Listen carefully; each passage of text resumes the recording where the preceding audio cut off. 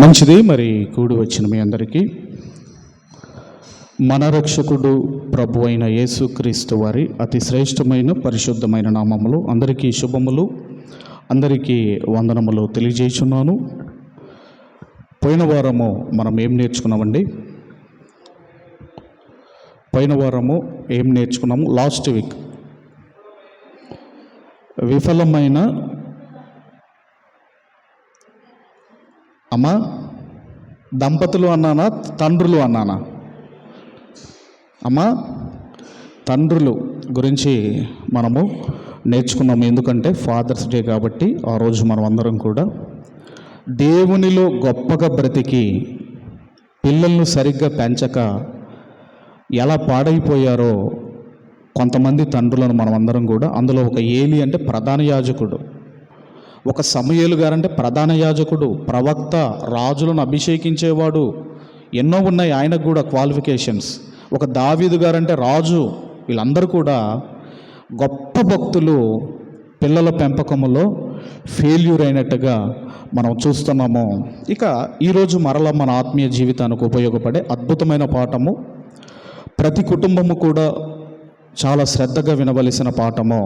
మీరందరూ కూడా వినండి, మీ నియర్ అండ్ డియర్కి మీరు షేర్ చేయవలసిందిగా మనవి చేస్తూ, ఈరోజు మనం నేర్చుకుంటున్న అంశం ఏంటి అన్నప్పుడు కుటుంబ ప్రార్థన ప్రాముఖ్యత గురించి చాలా జాగ్రత్తగా చాలా విషయాలు ఈరోజు మీకు తెలియజేయాలని నేను ఆశపడుతున్నాను. కుటుంబ ప్రార్థన ప్రాముఖ్యత ఏమిటి అన్నది ఈరోజు మనం అందరం కూడా ఆలోచన చేద్దాము. క్రైస్తవ కుటుంబాలలో, క్రైస్తవ ఫ్యామిలీస్లో కుటుంబ ప్రార్థనకు చాలా ప్రాముఖ్యత ఉంటుంది. ఎందుకు అన్నప్పుడు క్రైస్తవ కుటుంబాలు బలముగా ఉండాలి అన్నా, ఆధ్యాత్మికముగా అభివృద్ధి చెందాలి అన్నా, పెరగాలి అన్నా కుటుంబ ప్రార్థన అన్నది చాలా ప్రాముఖ్యమైనది. కుటుంబం అంతా కూడా కుటుంబ ప్రార్థన ద్వారా దేవునికి కృతజ్ఞతాస్తుతులు మనము తెలియజేయాలి. మరి ఈరోజు మనం చూడగలిగితే కుటుంబాలు చర్చికి వస్తున్నాయి, పాటలు పాడుతున్నారు, ప్రార్థన చేస్తున్నారు, కానుకలు వేస్తున్నారు, కానీ ఎంతమంది కుటుంబాలలో కుటుంబ ప్రార్థనలు జరుగుతున్నాయి? ఎంతమంది కుటుంబాలలో కుటుంబ ప్రార్థనలు జరుగుతున్నాయి? ఎందుకు జరగటం లేదు? కుటుంబ ప్రార్థనలు ఎంతమంది కుటుంబాల్లో జరుగుతున్నాయి? ఒకవేళ జరగకపోతే ఎందుకు జరగటం లేదు? ఎందుకు జరగటం లేదు? ఎందుకు జరగటం లేదంటే, దేవుడంటే భయం లేదా? భయం ఉంది. దేవుడంటే విశ్వాసం లేదా? విశ్వాసం ఉన్నది. మరి ఎందుకు జరగటం లేదు? ఎందుకు జరగటం లేదంటే, ఇదిగోనండి, టైం లేదు. ఏం లేదు? కుటుంబ ప్రార్థన చేసుకోవడానికి సమయం లేదు. ఇదిగో ఖాళీ దొరకటం లేదు. చాలా బిజీ అయిపోయారు. అందుకేనండి కుటుంబ ప్రార్థన మేము చేసుకోలేకపోతున్నాము అని చెప్పేవాళ్ళు కూడా లేకపోలేదు. అయితే నేనేమంటున్నాను అంటే, ఏదో మీరు బిజీ అవ్వటం వల్లనో, లేదంటే మీరేదో ఖాళీ దొరకటం లేదన్న వల్లనో, లేదంటే మీరేదో పనుల వల్లనో కాదు కానీ అసలు కారణం ఏంటంటే, మీకు కుటుంబ ప్రార్థన ప్రాముఖ్యత, దాని వాల్యూ మీకు తెలియకపోవటం వల్ల మీరు కుటుంబ ప్రార్థన చేసుకోవటం లేదేమో. కాబట్టి ఒక ఫ్యామిలీ ప్రేయర్ అనేది ఎంత వాల్యుబులో, ఎంత విలువైనదో మనకు అర్థం కావాలి. అది అర్థం కాకనే మనం చేసుకోవటం లేదు. కానీ ఏదో టైం దొరకకనో, లేదంటే ఖాళీ దొరకకనో, సమయం దొరకకనో కాదండి. ఆ కుటుంబ ప్రార్థన విలువలు మీకు అర్థమైతే మీరు పగలు చేసుకుంటారో, లేదంటే రాత్రి చేసుకుంటారో, మధ్యాహ్నం చేసుకుంటారో, ఎప్పుడు టైం దొరికితే ఏదో ఒక టైంలో ఫ్యామిలీ ప్రేయర్ జరుపుకోవటం లేదంటే దాని వాల్యూ మనకు అర్థం కాలేదు. కనీసం ఈ రోజైనా కుటుంబ ప్రార్థనకు ఉన్న ఆ విలువేంటో మనకు అర్థం కావాలి. ఇక ఒక వ్యక్తి ఏం చెప్పాడు అంటే, కుటుంబ ప్రార్థన చేసుకోవటం వల్ల ఏం జరుగుతుందంటే, కుటుంబమట పాపానికి దూరముగా ఉంటుందట, పాపము చేయదటండి కుటుంబ ప్రార్థన చేసుకోవటం వల్ల పాపానికి దూరముగా ఉంటాయటండి. కుటుంబాలు పాపానికి దూరముగా ఉంటాయట. అందుకే అంటారు, ప్రార్థన చేసేవాడు పాపము చేయలేడు, పాపము చేసేవాడు ప్రార్థన చేయలేడు. అంటే ఎందుకయ్యా కుటుంబ ప్రార్థన అన్నప్పుడు, మీరు పాపము చెయ్యకుండా పాపానికి దూరముగా మీరు ఉండాలి అంటే మీకు కుటుంబ ప్రార్థన చాలా అవసరము అని ఒక ఆయన చెప్పాడు. ఇంకొక ఆయన ఏం చెప్పాడు అంటే, ఇదిగోనండి, కుటుంబ ప్రార్థన ఎందుకు చేసుకోవాలి అంటే, కుటుంబాలు ఐక్యమత్యముతో కలిసి ఉండాలి అంటే కుటుంబ ప్రార్థనలు చేసుకోవాలటండి. ఎందుకు కుటుంబ ప్రార్థనలు చేసుకోవాలి? కుటుంబం అంతా ఒక తాటి మీద, లేదంటే కలిసి యూనిటీగా కుటుంబం ఉండాలి అంటే కుటుంబ ప్రార్థనలు జరగాల. కుటుంబ ప్రార్థనలు జరగటం లేదా, ఇదిగోనండి, భేదాభిప్రాయాలు వస్తాయటండి. ఒకరికొకరికి అర్థం కారు, భేదాభిప్రాయాలు అనేటివి వస్తాయి. అందుకేనండి కుటుంబ ప్రార్థన చేసుకునే వారిని ఎవ్వరు కూడా వేరు చేయలేరటండి. అందుకే కుటుంబ ప్రార్థన ఎందుకు చేసుకోవాలి? కుటుంబం అంతా కలిసి ఉండడానికి. ఈ కుటుంబ ప్రార్థన ఏ కుటుంబం అయితే చేసుకుంటుందో అసలు ఎవ్వరు కూడా సపరేట్ చేయలేరటండి, వాళ్ళని వేరు చేయలేరటండి. మరొక ఆయన ఏం చెప్పాడు అంటే, కుటుంబ ప్రార్థన ఎలాంటిదంటే ఒకవేళ కుటుంబ ప్రార్థన లేకపోతే ఆ ఇల్లు ఎలాంటిదంటే, ఆ ఇల్లు స్లాబు లేని ఇల్లు లాంటిదటండి. కుటుంబ ప్రార్థన లేని ఇల్లు స్లాబు లేని ఇల్లు లాంటిదటండి. గోడలు కట్టారు, మొత్తం అన్నీ కూడా ఆ ఇల్లు కట్టుకొని, అంత ఇంట్లో ఫర్నిచరు అన్ని ఎలక్ట్రానిక్ ఐటెం పెట్టుకొని అన్నీ ఉంచుకొని ఇంట్లో ఒకవేళ ఇంటికి స్లాబు లేదనుకోండి, ఎలా ఉంటుందండి? ఎండకు ఎండిపోతాం, వానకు తడిసిపోతాం, కాకులు వస్తాయి, పక్షులు వస్తాయి, దొంగలు వచ్చి దొంగిలించి వెళ్ళిపోతారు. అంటే ఒక ఇంటి పైకప్పు లేని ఇల్లు అది ఎలాగైతే సురక్షితము కాదో, అలాగే కుటుంబ ప్రార్థన లేని ఆ కుటుంబాన్ని కూడా అది కూడా అంత సురక్షితముగా ఉండదు. కాబట్టి కుటుంబ ప్రార్థన లేని ఇల్లు పైకప్పు లేని ఇదిగో ఇల్లు లాంటిది అని మరి మరొక ఆయన చెప్పటం జరిగింది. కాబట్టి మనం ఆలోచన చేయగలిగితే మరి ఈ 3 కారణాలు విన్న తర్వాత మనం వేసుకోవలసిన 3 ప్రశ్నలు ఏంటంటే, మన ఇంట్లో కుటుంబ ప్రార్థనలు జరుగుతున్నాయా? రెండవది మరి కుటుంబ ప్రార్థనలు ఎందుకు జరగటం లేదు? ఏదో బిజీయో అదో ఇదని కాదు. కానీ ఇక మూడో కారణం ఏంటంటే ఒకవేళ కుటుంబ ప్రార్థనలు జరుగుతున్నాయి, మన ఇంట్లో కుటుంబ ప్రార్థనలు జరుగుతున్నాయి, ఎప్పుడు జరుగుతున్నాయి? వారానికి ఒక రోజా, నెలకు ఒకసారా, లేదంటే రోజుకొకసారా, లేదంటే వీక్లీ వన్సా? ఎప్పుడు జరుగుతున్నాయి మన ఇంట్లో కుటుంబ ప్రార్థనలు?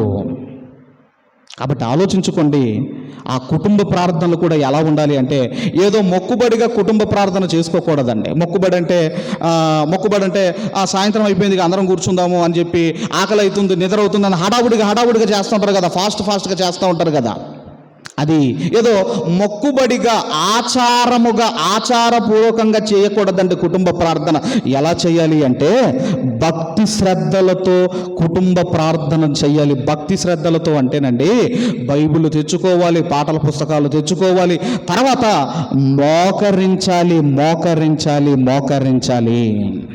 మోకరించి దేవుణ్ణి వేడుకోవాలి. ఎందుకంటే మోకరించటం అన్నది దేవుడికి చాలా ఇష్టం. చాలామంది మోకరించారండి, సిగ్గుపడుతూ ఉంటారు, వాళ్ళని చూస్తూ ఉంటారు, వీళ్ళని చూస్తూ ఉంటారు.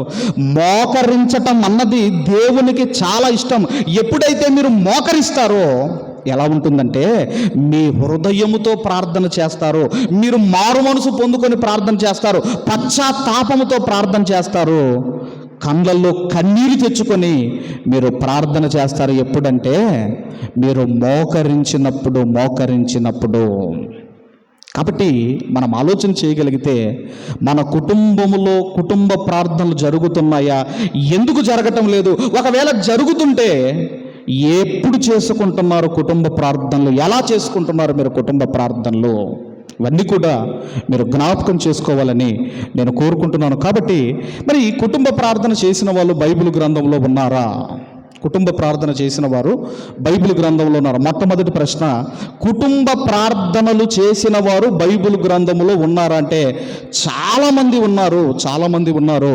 మన సమయము సందర్భాన్ని బట్టి కొంతమందిని ఈరోజు మనము చూసుకుందాము. అందరం కూడా యోబు గ్రంథానికి మనం రాగలిగితే ముందేమో యోబు గారి క్యారెక్టర్ చెప్పాడండి. ఆ మొదటి వచనాలు, ఆ 2 వచనాల్లో మనము ఏం చూస్తాము అన్నప్పుడు యోబు గారి క్యారెక్టర్ చెప్పుకుంటూ వచ్చాడు. 2వ వచనానికి వచ్చేసరికి అతని సంతానము గురించి చెప్పాడండి. అతని సంతానం 7 కుమారులు, 3 కుమార్తెల గురించి చెప్పాడు. 3వ వచనానికి వచ్చేసరికి తన ఆస్తి వివరాలు, తన పనివారి వివరాలు చెప్పుకుంటూ వచ్చాడు. బాగా వినండి, తన ఆస్తి గురించి చెప్పాడు. తన దగ్గర ఉన్న పనివారు, లెక్కలేనంత మంది పనివారు ఉన్నారటండి యోబు గారి దగ్గర. మరి ఇలాంటి వ్యక్తి, తూర్పు దేశంలోనే ధనవంతుడైన వ్యక్తి ఏం చేస్తున్నాడో మీరు చూడగలిగితే దయచేసి 5వ వచనాన్ని మనం అందరము కూడా చదువుకుందాము. వారి విందు దినములు పూర్తి కాగా యోబు తన కుమారులు పాపము చేసి తమ హృదయములో దేవుణ్ణి దూషించిరేమో అని వారిని పిలవనంపించి వారిని పవిత్రపరిచి అరుణోదయమున లేచి వారిలో ఒక్కొక్కని నిమిత్తము దహన బలులు అర్పించుచూ వచ్చెను. యోబు నిత్యము అలాగు చెయ్యుచుండెను. ఏం చేస్తున్నాడు అంటేనండి, 10 మంది పిల్లలను మొత్తం కుటుంబం అంతా కూర్చుండి యోబు గారు కుటుంబ ప్రార్థన చేస్తున్నాడు.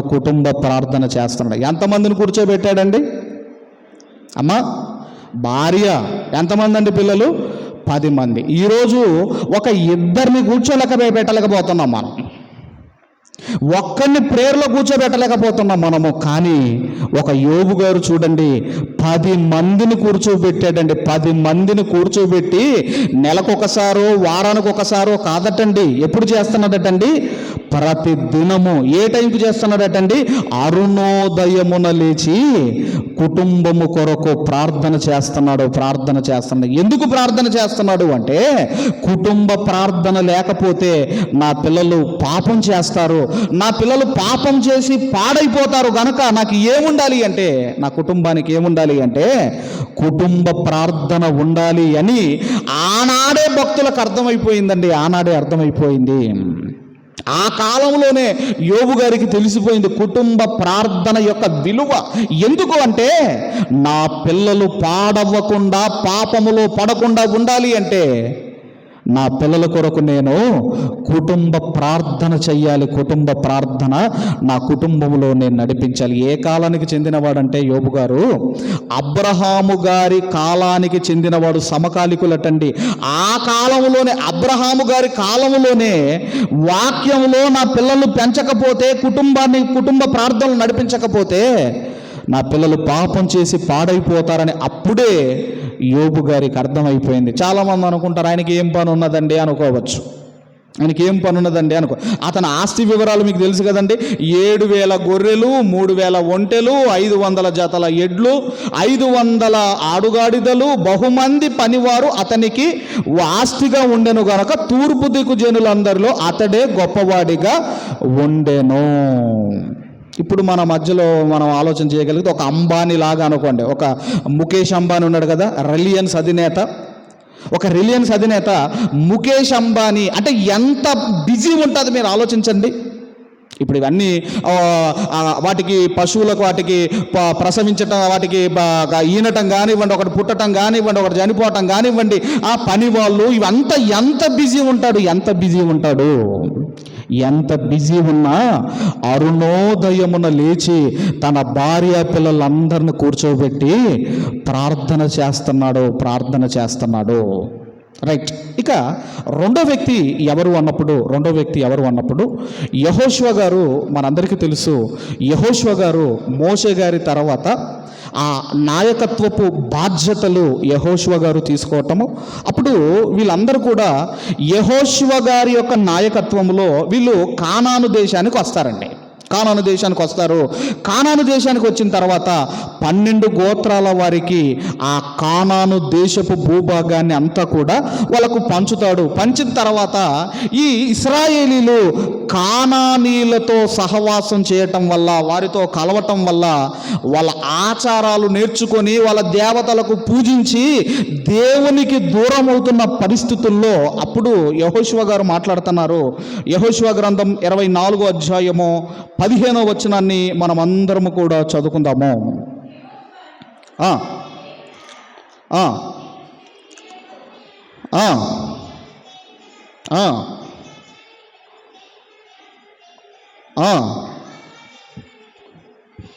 ఆ సేవించెదరో నేడు మీరు కోరుకొనుడి, మీరు ఎవరిని సేవింప కోరుకొనినను నేనును నా ఇంటి వారును యెహోవానే సేవించెదము అనేను.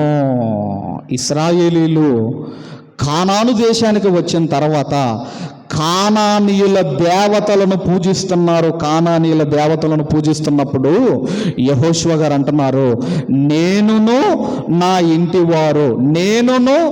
ఇంటి వారు అంటే అతనికి ఎంతమంది పిల్లలో తెలియదు, అతనికి అన్నదమ్ములు ఉన్నారో తెలియదు, అతనికి అక్క చెల్లెళ్ళు ఉన్నారో తెలియదు, అతనికి బంధువులు ఉన్నారో తెలియదు. వీళ్ళందరూ కూడా అన్నట్టండి, నేనును నా ఇంటి వారందరమును మేము మాత్రము యెహోవానే సేవిస్తాము.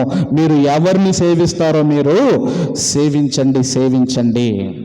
మీరు ఎవరిని సేవిస్తారో మీరు సేవించండి. అలాగని యెహోషువ గారికి ఆయనకు కూడా ఏం పనిపాట లేదు అనుకోకండి. ఆయన ఎవరు అంటేనండి ఒక గొప్ప నాయకుడండి. ఒక గొప్ప నాయకుడికి ఎంత పనులు ఉంటాయి మీరు ఆలోచించండి. మన ఏరియా కార్పొరేటర్ అనుకోండి, కార్పొరేటర్ అంటే ఎంత బిజీగా ఉంటాడండి. ఒకడు పంచాయతీకి వస్తాడు, ఒకడు అది బాగలేదని వస్తాడు, ఒకటి ఇది బాగలేదు వస్తాడు, ఆయన నాకు మీటింగ్ ఉందని ఆయన వెళ్ళిపోతాడు. ఒక ఏరియా కార్పొరేటర్కే ఇన్ని పనులుంటే ఇశ్రాయేలు జనాంగాన్ని నడిపించిన ఒక గొప్ప నాయకుడు యెహోషువ గారు ఆయన అంటున్నారు, నేను నా ఇంటి వారము మేము దేవుణ్ణి సేవిస్తాము, ఆయనకే ప్రార్థన చేస్తాం. మీరు ఎవరిని సేవిస్తారో మీరు సేవించండి. అంటే ఒక కుటుంబ ప్రార్థన జరిగించిన వ్యక్తుల్లో ఒక గొప్ప వ్యక్తి అయిన యెహోషువ గారు కూడా మనకు కనపడుతున్నారు. ఆయన కూడా మనకు కనపడుతున్నారు. ఇక క్రొత్త నిబంధనకు వచ్చేసరికి మనందరం కూడా దయచేసి క్రొత్త నిబంధన అపోస్తుల కార్యములో ఒక వ్యక్తి మనకు కనపడతాడు. ఆయనే శతాధిపతి అయిన కొర్నేలి గారు. ఎవరండి ఆయన? శతాధిపతి అంటే సెంచూరియన్ అంటే 100 మంది సైనికులకు అధికారి. ఎవరండి ఈయన? 100 మంది సైనికులకు అధికారి. ఈయన మొత్తం మీద ఎలా వాక్యాన్ని విన్నాడో మనకు తెలియదు. మొత్తం మీద మరి యేసుక్రీస్తు వారు చెబుతుంటే విన్నాడా, లేదంటే స్వార్థ ప్రకటిస్తుంటే విన్నాడా, మొత్తం మీద దేవుని గురించిన మాటలు విన్నాడు. ఆ దేవుని మాటలు తన హృదయములో పడ్డాయి. దేవుడు ఎవరో అతనికి అర్థమైంది. ఇతను ఇశ్రాయేలీయులు కాదండి. ఇతను ఎవరు అంటే ఒక అన్యుడు. ఒక అన్యుడు. దేవుని మాటలు ఎప్పుడైతే తన హృదయములో పడ్డాయో ఇక అతను ఏమనుకున్నాడు అంటే దయచేసి మనం అందరం కూడా మరి 10వ అధ్యాయం మొదటి 2 వచనాలు మనం చదువుకుందాము. ఇటలీ పటాలమనబడిన పటాలములో శతాధిపతి అయిన కొర్నేలి అను భక్తిపరుడు ఒకడు కైసరియాలో ఉండెను. అతడు తన ఇంటి వారందరితో కూడా దేవుని యందు భయభక్తులు గలవాడై ఉండి ప్రజలకు బహుధర్మము చేయుచు ఎల్లప్పుడూ దేవునికి ప్రార్థన చేయువాడు. క్రొత్త నిబంధనలో ఎప్పుడైతే ఒక కొర్నేలు గారికి దేవుడు అర్థమయ్యాడో భక్తిగా బ్రతుకుతున్నాడు. రెండవది బహుధర్మములు చేస్తున్నాడు. మూడవది కుటుంబముతో కలిసి ప్రార్థన చేస్తున్నాడు. మరి ఎవరండి ఈయన? ఎవరైనా ఒక శతాధిపతికి కుటుంబంతో కలిసి ప్రార్థించే అంత టైం ఉంటుందా మీరు ఆలోచించండి. కానీ ఆయన ఏం చేస్తున్నాడు అంటే కుటుంబం అంతటితో కలిసి ఒక శతాధిపతి ప్రార్థన చేస్తున్నాడు.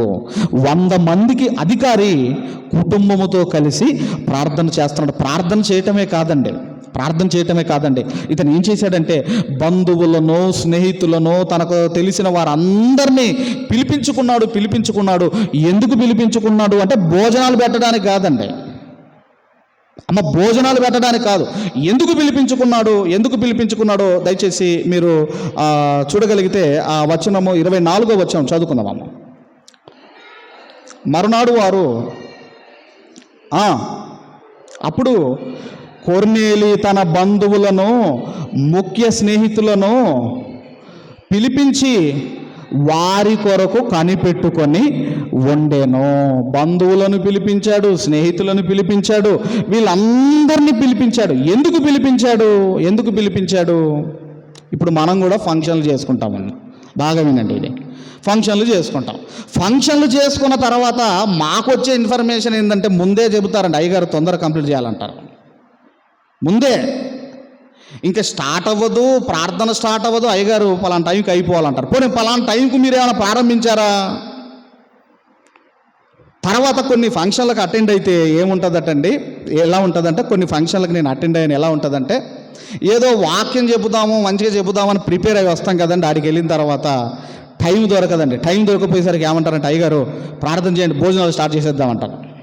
అలా ప్రార్థన చేసి భోజనాలకు వెళ్ళిన రోజులు కూడా ఉన్నాయి. ఎవరైనా అయ్యా కాసేపు వాక్యం చెప్పండి అంటారేమో అనుకున్నాను, కానీ ఎవరు కూడా అన్నారు. ఇప్పుడు మీరు ఆలోచించండి, మీ బంధువులను, మీ చుట్టాలను, మీ స్నేహితులను మీరు పిలిపించింది ఎందుకు? ఇప్పుడు భోజనానికి పిలిపించారా? 4 ముక్కలు వాక్యం చెప్పించడానికి పిలిపించారా? దేనికండి పిలిపించేది?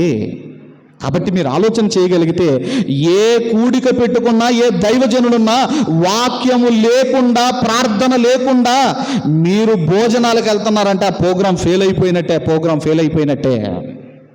కాబట్టి ఇక్కడ కొర్నేలు గారు బంధువులను, స్నేహితులను పిలిపించుకున్నాడు. ఎందుకంటే పేతురు గారు రాబోతున్నారు. పేతురు గారు వస్తే ఇదిగో వాక్యం చెబుతాడు. ఆయన వాక్యం చెబితే ఇక్కడ ఉన్నవారు రక్షణ పొందుకుంటారు. కాబట్టి ఎంత గొప్ప వ్యక్తులండి. ఒక యోబు గారు ఎంత గొప్ప వ్యక్తి, ఒక యెహోషువ గారు ఎంత గొప్ప నాయకుడు, ఒక కొర్నేలు గారు ఎంత భక్తిపరుడు, ఎంత గొప్ప వ్యక్తి. ఇంత గొప్ప వ్యక్తులకే కుటుంబ ప్రార్థన విలువలు అర్థమైనప్పుడు మన కుటుంబాల పరిస్థితి ఏంటి? ఎంతమంది కుటుంబాల్లో కుటుంబ ప్రార్థనలు జరుగుతున్నాయి వాళ్ళకే అర్థమైనప్పుడు మరి మనకి ఎంత అర్థం కావాలి? అందుకే దేవుడు కూడానండి, ఇదిగో ప్రతిరోజు మీ ఇంటికి వస్తానని దేవుడు అంటుంటే మనమే దేవుణ్ణి ఆపుతున్నాం. ఏమంటున్నామంటే అయ్యా ఈరోజు బిజీ లేదు, ఈరోజు బిజీగా ఉన్నానులే, పలానా రోజు వస్తువులే, పలానా నెల వస్తువులే, పలానా రోజు మేము కూడుకుంటాంలే అని మనమే దేవుణ్ణి రాకుండా మనమే ఆపుతున్నాము. కానీ దేవుడు అంటున్నాడు, నేను ప్రతిరోజు మీ ఇంటికి వస్తాను అని దేవుడు అంటున్నాడు. ఎక్కడన్నాడో మీరు చూడగలిగితే మత్తయి సువార్త, దయచేసి మత్తయి సువార్త 18వ అధ్యాయము 20వ వచనాన్ని చూడండి దయచేసి. ఏలయనగా 2-3 నా నామమున ఎక్కడ కూడి ఉందురో అక్కడ నేను వారి మధ్య నుందునని చెప్పాను. ప్రభు అంటున్నాడు, ఏమంటున్నాడు అంటే మీ ఇంటికి రావాలి అనుకుంటున్నాను, నేను యేసు ప్రభు వారు దేవుడు మన ఇంటికి రావాలి అంటే ఏదో పెద్ద బ్యాండ్లు అవసరం లేదు, మైక్ సిస్టమ్ అవసరం లేదు, పెద్ద మీటింగ్ అవసరం లేదండి. ఎప్పుడొస్తాడు అంటే మీ కుటుంబములో ఉన్న ఒక 2-3 చాపేసుకొని కూర్చుండి ఎప్పుడైతే కుటుంబ ప్రార్థన ప్రారంభిస్తారో అప్పుడు ఆయన అంటున్నాడు, నేను మీ ఇంటికి వస్తాను. 2-3 నా నామమున ఎక్కడ కూడి ఉందురో వారి మధ్య నేను ఉందునని చెప్పాను. దేవుడే మన ఇంటికి వస్తాను అంటుంటే మనమే ఏమంటున్నాము, లేదయ్యా చాలా బిజీగా ఉన్నానయ్యా, ఖాళీ లేదయ్యా అని దేవుడే మన ఇంటికి వస్తే మనం ఎంత దీవించబడతాం, ఎంత ఆశీర్వదించబడతామో ఆ దేవుణ్ణి రాకుండా ఆపుతున్నది మనమే. ఎప్పుడంటే మీరు కుటుంబ ప్రార్థన చేసుకుంటే ప్రతిరోజు ఆయన మీ ఇంటికి వస్తాడు, ప్రతిరోజు ఆయన మీ ఇంటికి వస్తాడు. చాలామంది ఏం చేస్తారంటేనండి, కొన్ని బంగారు వాక్యాలు ఉంటాయండి. ఇప్పుడు యెహోషువ గారు అన్నారు కదా, నేనును నా ఇంటి వారును యెహోవాను అబ్బా చాలా బాగుందండి వాక్యం అని. ఇది ఏం చేస్తారంటే ఫ్రేమ్ కట్టించుకొని ఇంట్లో పెట్టుకుంటారు. ఎందుకయ్యా ఫ్రేమ్ కట్టించుకొని ఇంటికి పెట్టుకున్నారు అంటే అది బంగారు వాక్యము. ఆ వాక్యం వల్ల ఇంటికి ఒక అలంకరణ, ఒక డెకరేషన్గా ఉండడానికి ఆ వాక్యాన్ని తగిలించుకుంటారు. కానీ అలా డెకరేషన్ కొరకో అలంకరణ కొరకో తగిలించుకుంటే మనకు దీవెనలు ఎందుకు వస్తాయి మీరు ఆలోచించండి. ఆ వాక్యం ఏదైనా మీ ఇంట్లో ఒక వాక్యాన్ని చూస్తున్నప్పుడు మీకు ఏం జ్ఞాపకం రావాలి అంటే, ఇదిగో నేను కూడా యెహోషువ గారు ప్రతిరోజు కుటుంబంతో ప్రార్థన చేశాడు, నేను కూడా ప్రతిరోజు నా కుటుంబంతో నేను ప్రార్థన చేయాలి అని ఆ వాక్యాన్ని చూసినప్పుడల్లా మనకు జ్ఞాపకం రావాలి. అంతేగాని బంగారు వాక్యాలు ఇంట్లో పెట్టుకొని ఏదో అలంకరణ కొరకు పెట్టుకుంటే లాభం ఏంటి మీరు ఆలోచించండి. ఇక్కడ దేవుడు అంటున్నాడు, నేను మీ ఇంటికి వస్తాను, మీరందరూ కూడా ప్రార్థనలో కూర్చున్నప్పుడు నేను మీ ఇంటికి వస్తాను అంటే ఎవరు ఆపుతున్నారో ఒక్కసారి జ్ఞాపకం చేసుకోండి. అలాగే దావీదు గారు కూడా, ఆయన కూడా ఏమన్నాడో మీరు చూడగలిగితే, కీర్తనల గ్రంథం 55వ అధ్యాయం, కీర్తనల గ్రంథము 55వ అధ్యాయము 17వ వచనాన్ని మనం అందరం కూడా చదువుకుందాం. 55:17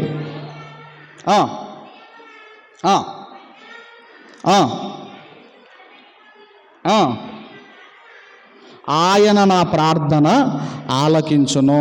ఈయన ఎవరండి? దావీదు గారు. దావీదు గారు అంటే ఎవరండి? దావీదు గారు అంటే ఒక దేశాన్ని పరిపాలిస్తున్న రాజండి.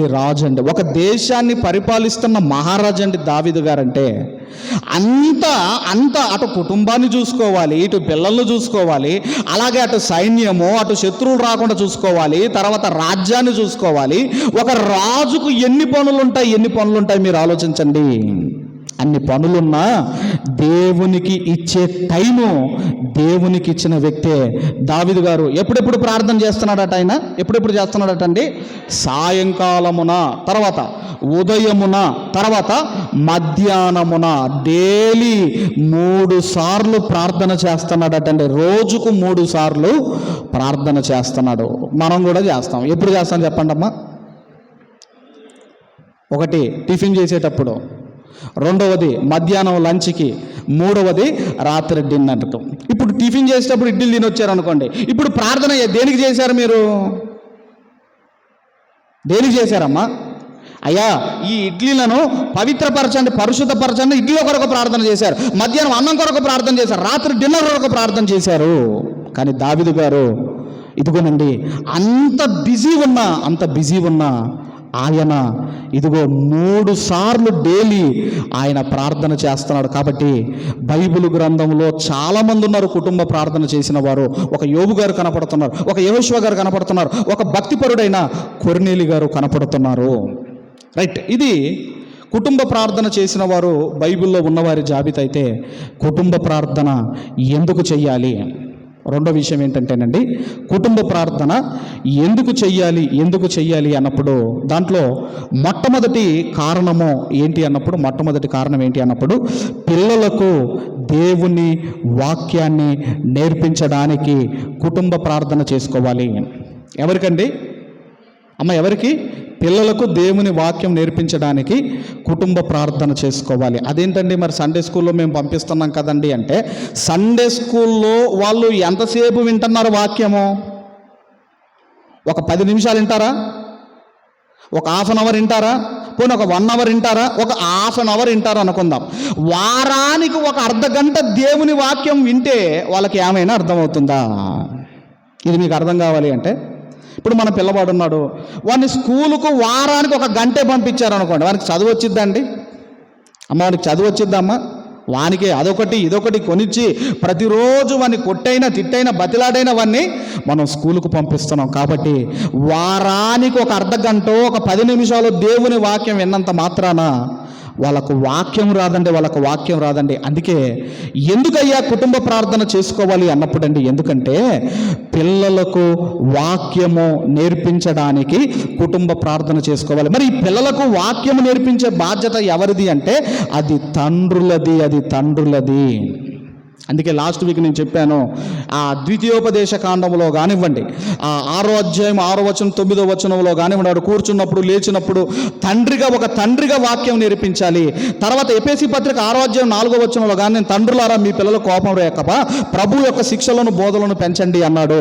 అలాగే సామెతల గ్రంథం 22వ అధ్యాయము 6వ వచనంలో ఏమన్నాడు అంటే, బాలుడు నడవవలసిన త్రోవ వానికి నేర్పుము. ఎవరు నేర్పాలి అంటే ఒక తండ్రిగా మీ పిల్లలకు మీరే నేర్పాలి. వాడికి నడవడి నేర్పాలి, వాడికి రెస్పెక్ట్ నేర్పాలి, వాడికి పెద్దల పట్ల ఎలా ఉండాలో నేర్పాలి. వాడికి ఎప్పుడు నేర్పాలి అంటే బాలుడుగా ఉన్నప్పుడే వానికి నేర్పాలి, నేర్చుకునే దశలో ఉన్నప్పుడే వానికి నేర్పాలి. అప్పుడు పెద్దవాడైనను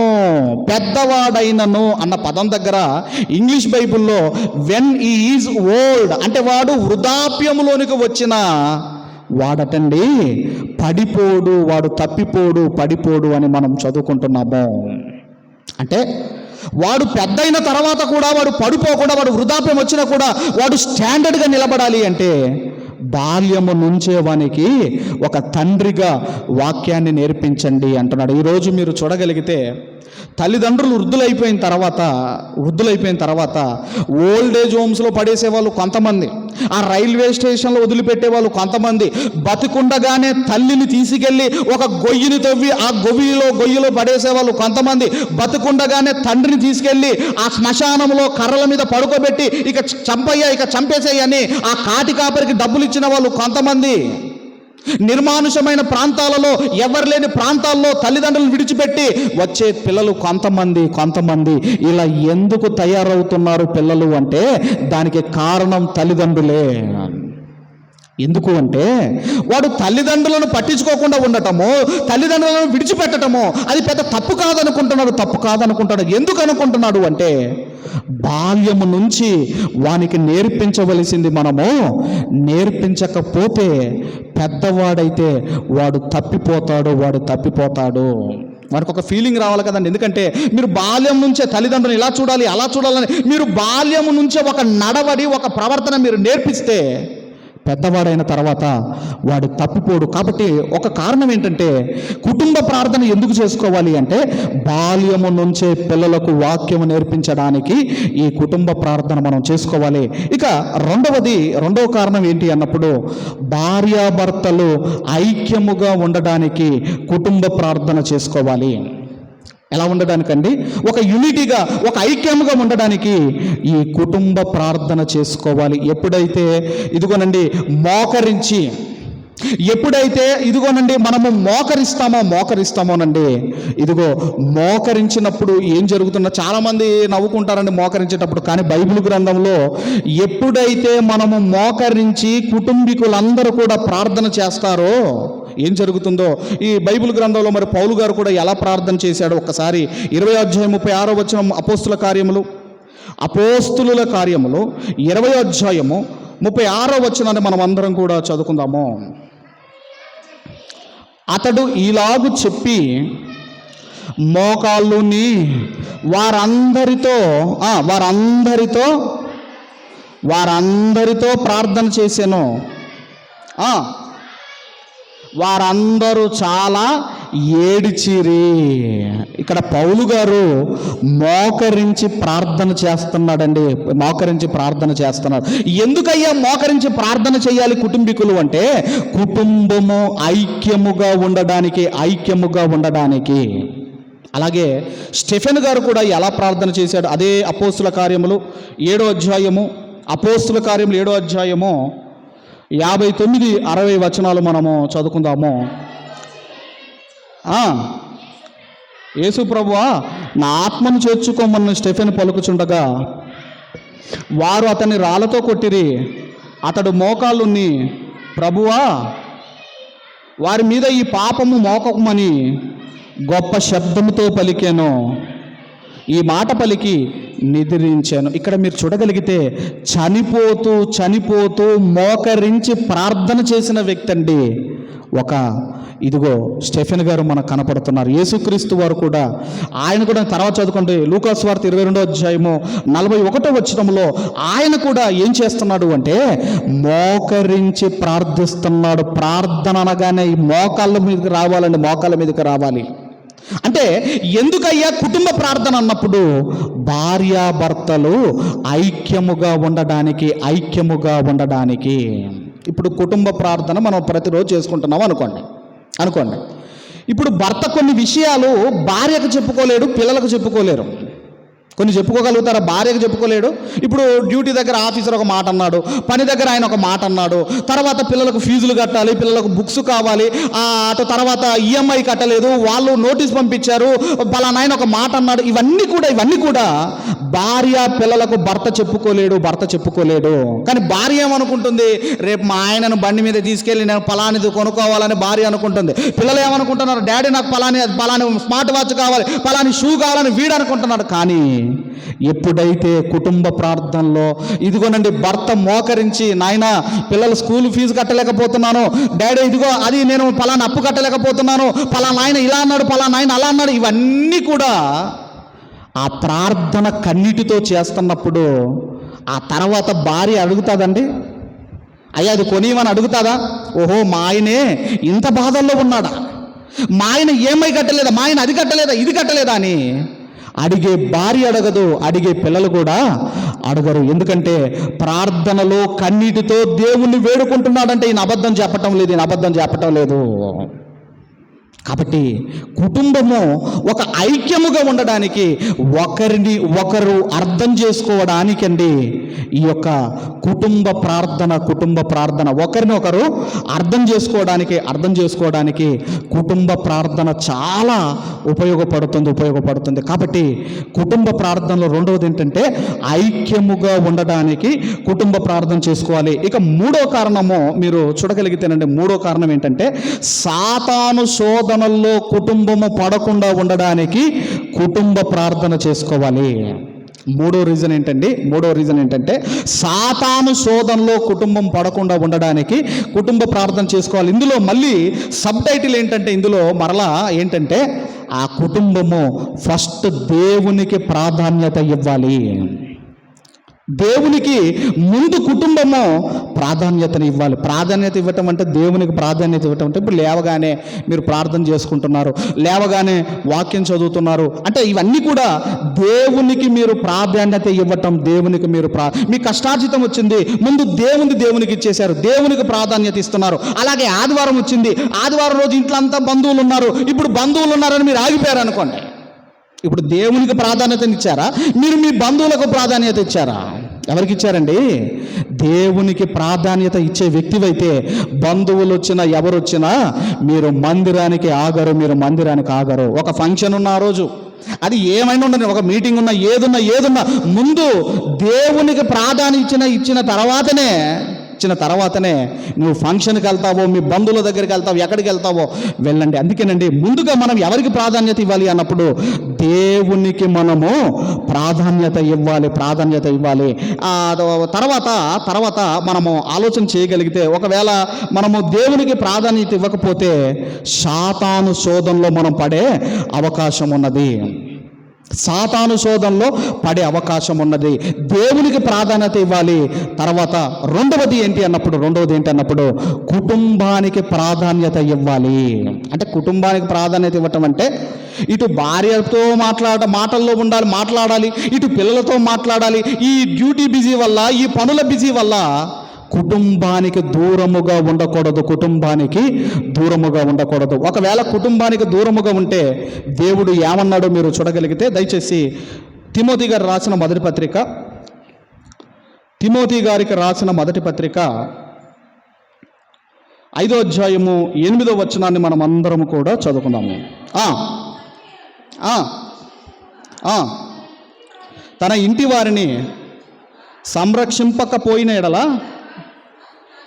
వాడు విశ్వాస త్యాగము చేసిన వాడై అవిశ్వాసి కన్నా చెడ్డవాడై ఉండును.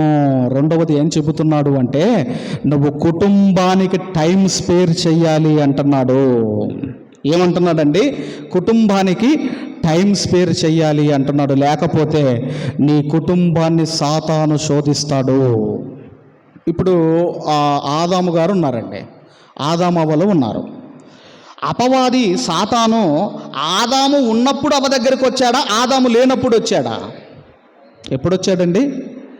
ఆదాము లేనప్పుడు రావటం వల్ల ఆమె పండు తిన్నది కొన్ని ఫలాలు తీసుకొని వెళ్ళి ఆదాము గారికి ఇచ్చింది. ఒకవేళ ఆదాము గారే ఉండుంటే అవ్వమ్మ ఫలాలు తినేదా? అవ్వమ్మ ఫలాలు తినేదా? మీరు ఆలోచించండి. అంటే నేను ఎందుకు చెబుతున్నాను అంటే, ఒక భర్తగా భార్యకు ఇవ్వవలసిన టైం భార్యకి ఇవ్వాలి, భార్యతో గడపవలసిన టైం భార్యతో గడపాలి, పిల్లలతో గడపవలసిన టైము పిల్లలతో గడపాలి. అందుకేనండి కుటుంబానికి రెండవది, ఫస్ట్ దేవునికి ప్రాధాన్యత ఇవ్వాలి, రెండవది కుటుంబానికి ప్రాధాన్యత ఇవ్వాలి, కుటుంబానికి ప్రాధాన్యత ఇవ్వాలి. ఇక మూడవది ఏం చెబుతున్నాడు అంటే, మూడవది జీవనోపాధికి ప్రాధాన్యత ఇవ్వాలి. ఎందుకంటే కుటుంబం బ్రతకాలి కదండి. మీరు పని చేసుకుంటారో ఏం చేసుకుంటారో ఉద్యోగాలు చేసుకుంటారో జీవనోపాధికి ప్రాధాన్యత ఇవ్వాలి. అలాగని ఈ జీవనోపాధి మాయలో పడిపోయి దేవుణ్ణి మర్చిపోకూడదండి. అలాగని మధ్యకాలంలో డ్యూటీలు చేస్తున్నారు కదండి. డ్యూటీలు ఎన్ని గంటలు చేస్తారండి? 8 గంటలు చేస్తారు. డ్యూటీ ఎన్ని గంటలు చేస్తారమ్మా? 8 గంటలు చేస్తారు. 8 గంటలు డ్యూటీ చేసిన తర్వాత ఇప్పుడు మళ్ళీ ఓటీ చేయాలనుకోండి. ఎన్ని గంటలు? మళ్ళీ ఒక 8 గంటలు అనుకుందాం. ఇప్పుడు ఎన్ని గంటలు అయ్యాయి? 16 గంటలు అయ్యాయి. 16 గంటలు డ్యూటీ చేసి వచ్చిన తర్వాత ఇంటికి వచ్చి ఆ వ్యక్తి భార్యతో పిల్లలతో మాట్లాడుకుంటూ గడుపుతాడా? రాగానే గబగబ ఇంత తింటాడు, ఇక పడుకుంటాడు. మళ్ళీ ఎప్పుడు లేస్తాడంటే మళ్ళీ రేపు డ్యూటీకి వెళ్ళే టైంకి లేస్తాడు. అంతేనమ్మా? రేపు డ్యూటీకి వెళ్ళే టైంకి లేస్తాడు. ఇక భార్య పిల్లలతో మాట్లాడే టైం ఎక్కడిది? మీరు ఆలోచించండి.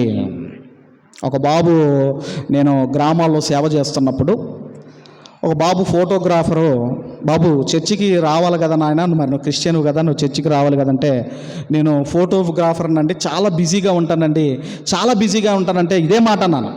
నేను ఇదే మాట ఏమన్నాను అంటే, జీవనోపాధి పట్లనే ఇంత శ్రద్ధగా ఉంటే మనకు జీవితాన్ని ఇచ్చిన దేవుని పట్ల నువ్వు ఎలా ఉన్నావు నాయన? ఎంత టైం కేటాయిస్తున్నావు నువ్వు?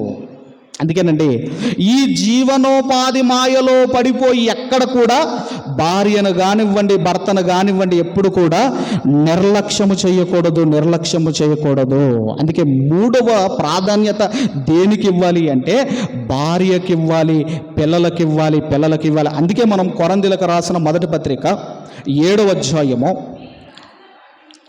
మొదటి కొరంథీయులకు రాసిన పత్రిక 7వ అధ్యాయము మొదటి 5 వచనాలు త్వరగా చదువుకుందామమ్మా.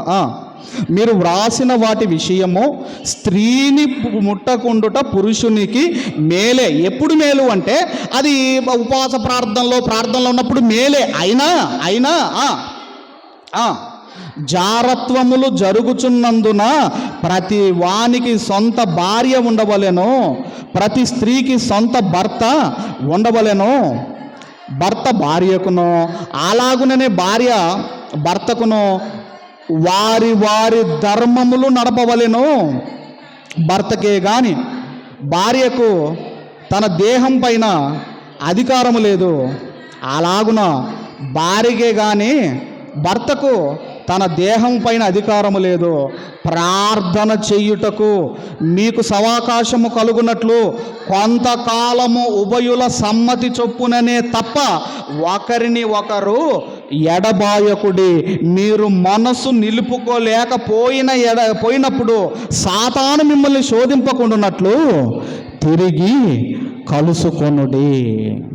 ఇదంతా ఎందుకు చెబుతున్నాడు అన్నప్పుడు మీకు ఒక ఎగ్జాంపుల్ చెబుతాను, జాగ్రత్త వినండి. ఫారెన్ కంట్రీలో ఒక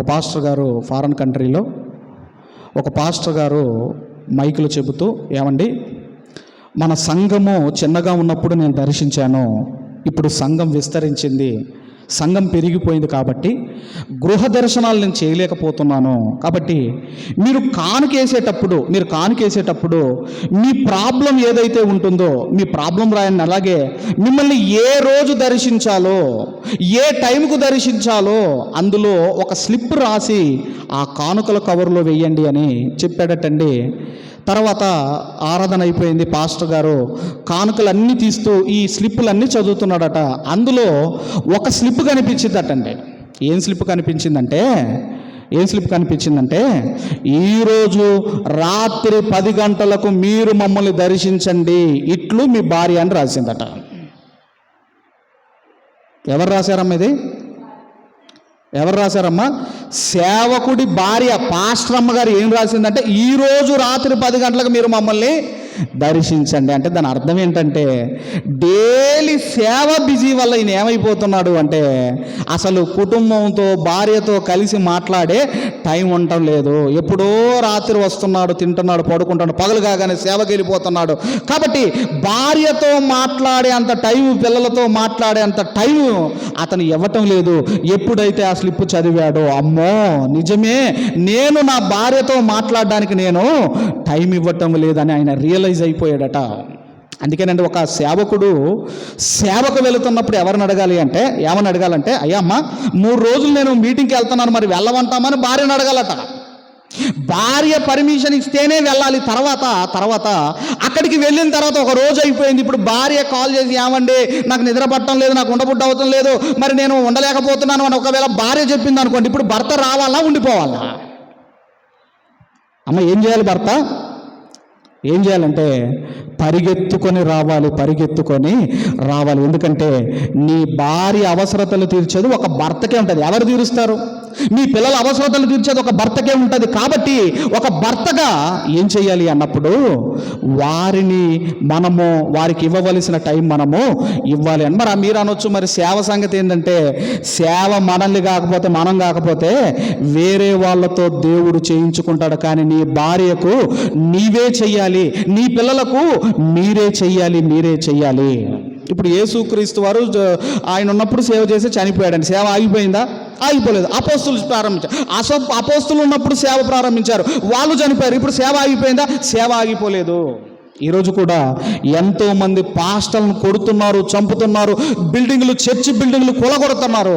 సేవ ఆగదు, వాక్యము బంధించబడి ఉండదు. అందుకే ఇక్కడ దేవుడు అంటున్నాడు 5వ వచనంలో ఏమంటున్నాడు అంటే ప్రార్థన చేయుటకు మీకు సవకాశము కలుగునట్లు కొంతకాలము ఉభయుల సమ్మతి చొప్పుననే తప్ప ఎవరిని ఎడబాయకుడి, మీరు మనసు నిలుపుకోకపోయినప్పుడు సాతాను మిమ్మల్ని శోధింపకుండానట్లు తిరిగి కలుసుకొనుడి. అవసరమైతే నీ భార్యతో కలవడానికి నీ సేవను బ్రేక్ చేయి, నీ ఉపవాస ప్రార్థనను బ్రేక్ చేయి. ఎందుకంటే మీ మధ్యలోనికి సాతాను దూరకూడదు. సాతాను మీ కుటుంబంలో దూరాడా పచ్చని కుటుంబంలో వాడు నిప్పులు పోస్తాడు. కుటుంబం అంతా విచ్ఛిన్నమైపోతుంది. కాబట్టి మొదటి ప్రాధాన్యత దేవునికి ఇవ్వాలి, 2వ ప్రాధాన్యత కుటుంబానికి ఇవ్వాలి, 3వ ప్రాధాన్యత జీవనోపాధికి 3వ ప్రాధాన్యత ఇవ్వాలి. ఇక చివరి ప్రశ్న ఏంటి అన్నప్పుడు చివరిది మనం అందరం కూడా తెలుసుకొని మనం ముగించుకుందాం. చివరిది ఏంటి అన్నప్పుడు కుటుంబ ప్రార్థన ఎలా చేయాలి? చివరిగా ఎన్ని చెప్పానండి? మొదటిది ఏంటండి? కుటుంబ ప్రార్థన చేసిన వారు బైబిల్లో ఉన్నారా? రెండవది ఏం చెప్పానమ్మా? కుటుంబ ప్రార్థన ఎందుకు చేసుకోవాలి? ఇక 3వది కుటుంబ ప్రార్థన ఎలా చెయ్యాలి అన్నప్పుడు మీకు ఒకవేళ ఉదయకాలం టైం ఉంటుందా? భార్య, పిల్లలు, భర్త అందరికీ ఉదయకాలం టైం ఉంటుంది అన్నప్పుడు ఉదయకాలం చేసుకోండి. లేదు మాకు మధ్యాహ్నం టైం ఉంటుందంటే మధ్యాహ్నం చేసుకోండి. లేదు మాకు రాత్రి టైం ఉంటుందంటే రాత్రి చేసుకోండి. రాత్రి ఎప్పుడు చేసుకోవాలి? బాగా తినేసి చేసుకోవటం కాదండి. తిన్నారనుకోండి ఇక నిద్ర వచ్చేస్తుంది కాబట్టి మీరు సరిగ్గా ప్రార్థన చేయలేరు. తినక ముందు ప్రార్థన చేసుకోవాలి. తిన్న తర్వాత మత్తొచ్చిద్ది, మీరు నిద్రకి వెళ్ళిపోతారు కాబట్టి సరిగ్గా ప్రార్థన చేయలేరు. కాబట్టి తినక ముందు రాత్రి ప్రార్థన చేసుకోవాలి. ఒకవేళ మన పిల్లలు దూరంలో ఉన్నారు, వాడు ఒకడు హైదరాబాద్లో ఉన్నాడు, ఒకడు దూర ప్రాంతంలో ఉన్నాడు, అప్పుడేం చేయాలి అన్నప్పుడు ఒక టైం ఏర్పాటు చేసుకోండి. ఇప్పుడు అంతా కాన్ఫరెన్సే కదండి, వీడియో కాల్లో మాట్లాడుకుంటున్నాం, కాన్ఫరెన్స్ ద్వారా మాట్లాడుకుంటున్నాం. ఒక టైం చూసుకొని కుటుంబీకులు కుటుంబ ప్రార్థన చేసుకోండి. కుటుంబ ప్రార్థన కూడా ఎంత టైం ఉండాలి అంటేనండి 30 minutesలో కుటుంబ ప్రార్థన క్లోజ్ అవ్వాలి. అందులోనే పాటలు రావాలి, అందులోనే ప్రార్థనలు రావాలి, అందులోనే వాక్యం చదవటం రావాలి, అందులోనే చిన్నగా ఆ వాక్యానికి సారాంశం చెప్పి మనం ముగించేసేయాలి. ఇవన్నీ కూడా ఎందులో ఉండాలి అంటే ఈ 30 నిమిషాల్లోనే కుటుంబ ప్రార్థన జరగాలి. అలాగని దీర్ఘ ప్రార్థన చేయకూడదు కుటుంబ ప్రార్థనలో. ఇప్పుడు నేనున్నానండి, నేను కొన్ని కుటుంబాల కోసం చేశాను అనుకోండి, ఇప్పుడు మా పాస్టమ్మ గారు ఉన్నారు, ఆమె మళ్ళీ అవే రిపీట్ చేయకూడదు. మళ్ళీ ఏం చేయాలి? వేరే వాళ్ళ గురించి ప్రార్థన చేయాలి. ఇలాగండి కుటుంబం ఏం చేయాలి అన్నప్పుడు కుటుంబ ప్రార్థనలో మీకు ఎప్పుడు వీలవుతుందో అప్పుడు మీరు కుటుంబ ప్రార్థన చేసుకోండి. మీ వీలుని బట్టి మీరు అనొచ్చు, మరి ఈ కుటుంబ ప్రార్థన చేసుకోవటం వల్ల యూజ్ ఏంటంటే మీరు ఏ పని తలపెట్టినా అది సక్సెస్ అయిపోతుంది. మీరు ఏది చేసినా అందులో దేవుడు మిమ్మల్ని దీవిస్తాడు. కుటుంబ ప్రార్థన చేసుకుంటే ఎలాంటి ప్రొటెక్షన్, భద్రత ఉంటుందో చివరిగా మనందరం కూడా దయచేసి యోబు గ్రంథము దయచేసి యోబు గ్రంథము 1వ అధ్యాయము 10వ వచనం. యోబు గ్రంథం 1వ అధ్యాయము 10వ వచనం చదవమ్మా. నీవు అతనికిని అతని ఇంటి వారికిని అతనకు కలిగిన సమస్తమునకు చుట్టూ కంచె వేసితివి గదా, నీవు అతని చేతి పనిని దీవించుట చేత అతని ఆస్తి దేశములో బహుగా విస్తరించి ఉన్నది. మరొక విషయం చెప్పడం మర్చిపోయాను. కుటుంబ ప్రార్థన చేసేటప్పుడు ఫోను పక్కన పెట్టుకోకూడదండి. ఫోను పక్కన పెట్టుకోకూడదు. ఎందుకు చెప్పండి అమ్మా? ఎప్పుడు లేని ఫోన్లు అప్పుడే వస్తాయి. ఫోన్ అవసరమైతే ఆఫ్ చేసుకొని పెట్టుకోవాలి. ఒక హాఫ్ అన్ అవర్, నష్టం ఏం లేదు, తర్వాత చేస్తారు. ఒక half an hour phone off చేసి పెట్టుకోవాలి. తర్వాత కుటుంబ ప్రార్థన వల్ల ఏంటంటేనండి ఏం జరుగుతుందంటే ఇక్కడ చెబుతున్నాడు 10వ వచనంలో, నీవు అతనికిని అంటే యోబు గారికిని, అతని ఇంటి వారికిని, అతని ఫ్యామిలీకిని, సమస్తమునకును, అతని ఆస్తి అంతటికిని నీవు కంచె వేసితివి గదా.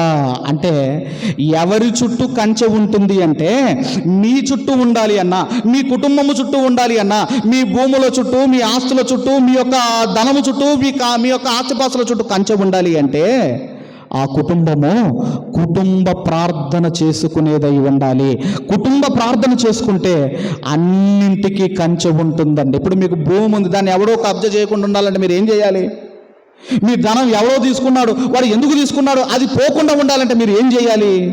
కుటుంబ ప్రార్థన చేసుకుంటే మీకు కంచె ఉంటుంది, మీ కుటుంబానికి కంచె ఉంటుంది, మీ ఆస్తికి కూడా దేవుడు కంచె వేస్తాడు. ఎవ్వరు నీ భూమిని కబ్జా చేయలేరు, ఎవ్వరు మీ ధనాన్ని ఎవరు కూడా కొట్టేయలేరు. ఎప్పుడు అంటే ఆ కుటుంబ ప్రార్థన చేసుకుంటున్నప్పుడు. మరొక విషయం ఏంటంటే ఎన్ని కష్టాలు రానివ్వండి, ఎన్ని బాధలు, ఎన్ని నిందలు, ఎన్ని అవమానాలు, ఎన్ని అనారోగ్య పరిస్థితులు రానివ్వండి, ఆ కుటుంబము తట్టుకొని బలంగా దేవుని కొరకు నిలబడుతుంది. ఎందుకు అంటే ఆ కుటుంబములో కుటుంబ ప్రార్థన ఉన్నది కనుక. అందుకే యోబు గారు చూడండి, ఆస్తి పోయింది, పిల్లలు పోయారు, ఆరోగ్యం పోయింది, మంచం పట్టేశాడు, అయినా దేవుడు అని బ్రతికాడు. చివరికి ఏం జరిగిందంటే మరలా 10 మంది పిల్లలు, 2 అంతల ఆస్తి ఎందుకు పొందుకున్నాడు అంటే కుటుంబ ప్రార్థన. అందుకే అరుణోదయమున లేచి ప్రతి దినము పిల్లలందరినీ కూర్చోబెట్టుకొని కుటుంబ ప్రార్థన చేసేవాడు. చివరిగా మరొక మాట కూడా చూసుకొని ముగించుకుందాం. కీర్తనల గ్రంథం 118వ కీర్తన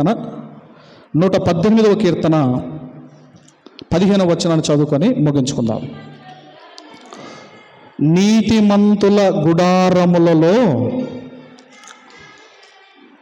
నీతిమంతుల గుడారములలో రక్షణను గూర్చిన ఉత్సాహ సునాదము వినబడును. చాలమ్మా, ఏమంటున్నాడు అంటేనండి, నీతిమంతుల గుడారాలలో ఏం వినబడుతుందటండి? రక్షణను గూర్చిన కీర్తనలు వినబడతాయట. సునాదములు అంటే కీర్తనలు వినబడతాయట. ఇప్పుడు మీరందరూ కూడా కుటుంబ ప్రార్థనలో రాత్రిలో పగలో ఏదో ఒక టైంకు మీరు కూర్చుండి ఒక పాట పాడుకుంటూ, ఒక కంజర కొడుతూ పాట పాడుకుంటూ మీరు ఇలాగ చేస్తున్నారనుకోండి, ఆ ఇంపాక్ట్, ఆ ప్రభావం అన్నది ఎవరి మీద పడుతుంది? ఇంటి పక్క వారి మీద పడుతుందటండి. ఇంటి పక్క వారి మీద పడుతుంది. అందుకే ఏమంటున్నాడు అంటే నీతిమంతుల గుడారములలో రక్షణను గూర్చిన ఉత్సాహ సునాదము వినబడును అంటే మన కుటుంబ ప్రార్థన ప్రభావము పక్కింటి వారి మీద పడాలండి. అమ్మో 8 అవుతుంది, ఇక వాళ్ళు ప్రార్థన చేస్తారు అని వాళ్ళు ఏం చేస్తారంటేనండి, నేను ఆ పక్కన ఉన్నప్పుడు వాక్యం చెప్పేది, నేను వాక్యం చెప్పేటప్పుడు అక్కడున్న కొంతమంది అన్యులు కిటికీ దగ్గరకు వచ్చి వినేవాళ్ళటండి. నాకు తెలియదు. తర్వాత ఒక ప్రిన్సిపాల్ అమ్మ చెప్తా ఉంది, సార్ మీరు వాక్యం చెప్తా ఉంటే బ్రదర్, నేను మా ఆయన మంచం మీద కూర్చుండి మేము వాక్యం వినేవాళ్ళం, అంత బాగా చెప్తారు బ్రదర్ మీరు అని చెబుతూ ఉంటే నేను చాలా సంతోషపడేవాడిని. ఎందుకంటే మన కుటుంబ ప్రార్థన ఆ ప్రభావము మన పక్కవారి మీద పడాలి. వాళ్ళకి అలవాటు కావాలండి, వాళ్ళు రగిలిపోవాలండి, వాళ్ళు ఆ మంట వాళ్ళకి అంటాలండి, అది వాళ్ళకి అంటాలండి. ఎప్పుడు అంటే మనము కుటుంబ ప్రార్థన చేసుకునేటప్పుడు. ఒకరోజు ఒక ఇంటికి వెళ్ళాను. అప్పుడు ఏం సినిమా చూస్తున్నారంటే ఈ సినిమా చూస్తున్నారు. ఏం సినిమా అది? అప్పుడు ఏదో కొత్తగా వచ్చిందండి, అది బాహుబలి సినిమా చూస్తున్నారు. అప్పుడు నేనేమనుకున్నానంటే చర్చిలేమో స్తోత్ర బలి, ఇంట్లోనేమో బాహుబలి. చర్చిలనేమో స్తోత్ర బలి, ఇంట్లోనేమో బాహుబలి. కానీ ఏం వినబడాలి అంటున్నాడు? రక్షణను గూర్చిన సునాదము బయటి వారికి వినబడాలి. వాళ్ళు రేపబడాలి, వాళ్ళకు అలవాటు కావాలి, వాళ్ళు నేర్చుకోవాలి. అంటే మీ కుటుంబంలో కుటుంబ ప్రార్థన జరగాలి. కాబట్టి కుటుంబ ప్రార్థన చేసిన వ్యక్తులు బైబిల్లో ఉన్నారు. అలాగే కుటుంబ ప్రార్థన ఎందుకు చేసుకోవాలి, అలాగే కుటుంబ ప్రార్థన ఎలా చెయ్యాలి, ఇప్పటి నుంచే పిల్లలున్న తల్లిదండ్రులు ప్రారంభించండి. మీరు అలవాటు చేస్తేనే వాళ్ళు అలవాటు చేసుకుంటారు, వాళ్ళ తరం అలవాటు చేసుకుంటే ఇలా తరతరాలు అలవాటు చేసుకోవాలి. అంటే ముందు మనము మోకరించాలి. అలాంటి బ్లెస్సింగ్స్ దేవుడు మనందరికీ ఇవ్వాలని కోరుకుంటూ ఈ మాటలు ముగిస్తున్నాను. దేవుడు మనందరిని దీవించి ఆశీర్వదించును గాక. ఆమేన్.